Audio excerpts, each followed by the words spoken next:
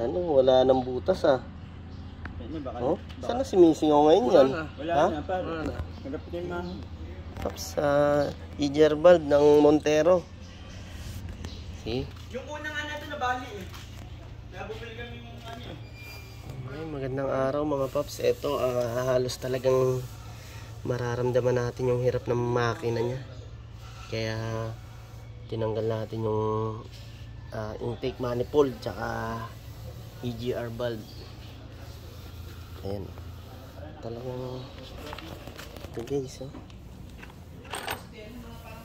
Wala na talagang butas, oh. Wala na, hindi na makaka-circulate yung hangin niya, no.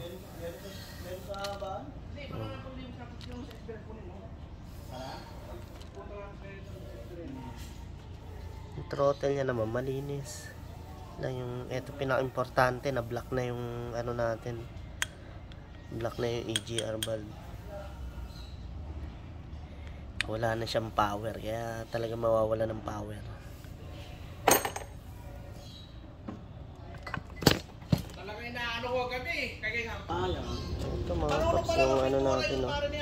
Intake manifold natin ng Montero Gen 2. Kaya malinis na rin ang ginamitan natin ng carburetor cleaner. Okay mga paps, nag-service tayo dahil nga eto halos wala ng power tong Montero na to. Ayan, kailangan natin linisin yung EGR valve, isa sa pinanggagalingan ng walang hatak yung ating sasakyan. Gaya yun, nakita nga natin, oh.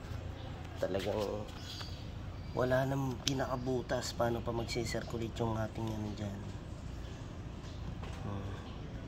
yung gas recirculation natin. Diba? Oo, sa ako malamang talaga yung cover, hindi bumabalik ang ano. Ha? Kanong nasa pumunta, malamang yung cover. Ayan, sa mga magpapaservice, nagse-service din tayo mga paps.